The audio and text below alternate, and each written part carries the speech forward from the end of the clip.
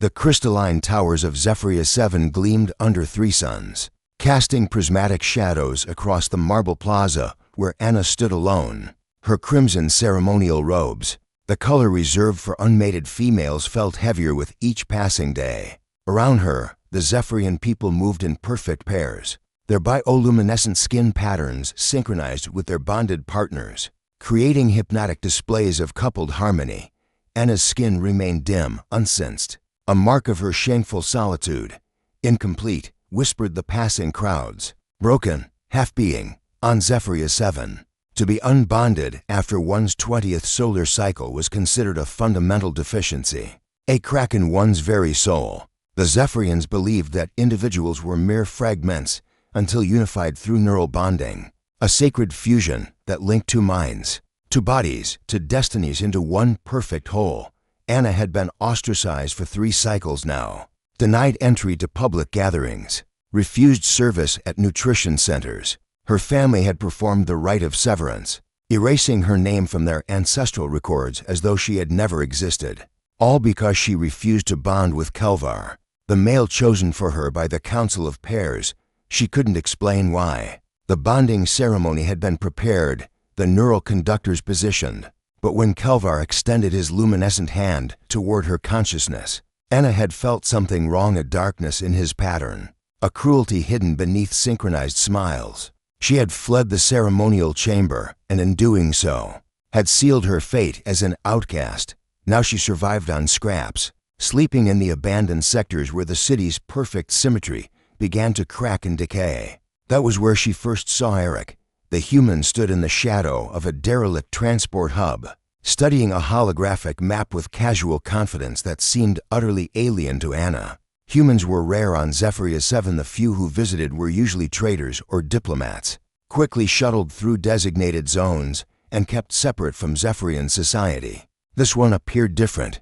He wore practical clothing rather than formal attire, and his dark eyes scanned the environment with the wariness of someone accustomed to danger. When those eyes landed on Anna, she instinctively pulled her hood forward, hiding her dim, unbonded skin patterns. "You're one of them," Eric said in accented but comprehensible Zephyrian. "The ones they cast out." Anna froze. She should run. Interaction with aliens was forbidden for outcast individuals. Yet something in his tone, not pity, not disgust, but simple observation, made her hesitate. "How did you know?" she whispered. Eric gestured toward a group of bonded Zephyrians passing nearby, their synchronized glow creating waves of coordinated light. "They move like they're dancing to music only they can hear." "You stand still." "Different. Different means defective here," Anna said bitterly. "Different just means different where I come from." Eric stepped closer, lowering his voice. "I'm looking for someone, a human woman named Dr. Sarah Chen. She came to Zephyria 7 6 months ago to study your neural bonding process. She stopped sending reports 3 months back." Anna's breath caught. "The council. They don't approve of outsiders studying our ways." "I figured as much." Eric's jaw tightened. "Problem is, I can't search for her. The moment I leave designated human zones, their enforcers will detain me. I need someone who can move through the city, someone they've already forgotten about. Someone like me," Anna realized. "An outcast. I'll pay you. Food, supplies, whatever you need." Anna shook her head slowly. "You don't understand what you're asking. If they catch me helping a human, they'll do worse than shun me. They'll execute me for betraying our cultural purity." Eric was silent for a moment. Then he said something that changed everything. "What if I could give you what they say you need? A husband, a bond." Anna laughed, a broken sound. "Humans can't bond with Zephyrians. Our neural structures are incompatible. I know, but they don't know that I know that." Eric pulled out a small device. "This is a neural pattern emulator. It can broadcast a fake bonding signature that'll register on their scanners. To everyone else, it'll look like you and I are bonded, paired, complete." The implications crashed over Anna like a tidal wave. She could walk through the city again, enter buildings, be seen as whole rather than broken. The shunning would end.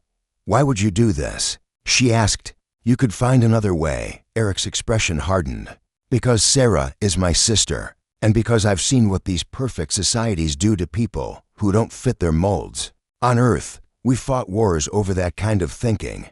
We learned that diversity isn't weakness, it's strength. Anna studied this strange human who spoke of worlds beyond her own, who offered her dignity when her own people had stripped it away. She thought of Culver's dark pattern, of the Council's rigid rules, of 3 cycles spent in shadows.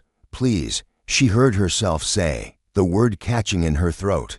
I need a husband, even a false one. I need to be seen again. Eric activated the emulator. Immediately, Anna's skin patterns blazed to life, synchronizing with the artificial signal. The effect was perfect to any Zephyrian scanner. She now appeared fully bonded.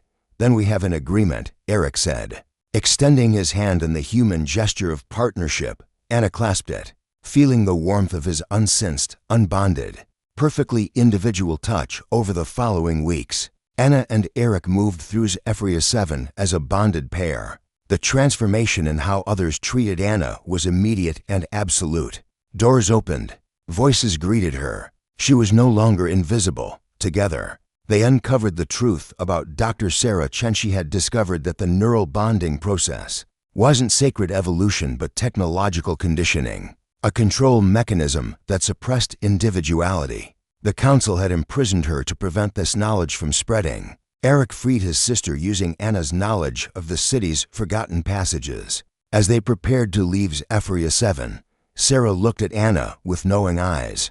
You're coming with us, she said. It wasn't a question. Anna glanced back at the gleaming towers, at the synchronized crowds, at everything she'd once called home. Then she looked at Eric, at his fierce independence, at the possibility of a life where she could be whole without being bonded. Yes, she said. I am, as their ship lifted away from HFY 7, and it deactivated the neural emulator. Her skin patterns faded to their natural, unsensed state. For the first time in her life, that dimness felt like freedom. Eric smiled at her, ready to see what humanity's all about. Ready, Anna replied, and meant it. In the end, she hadn't needed a husband. She'd needed proof that she was already complete.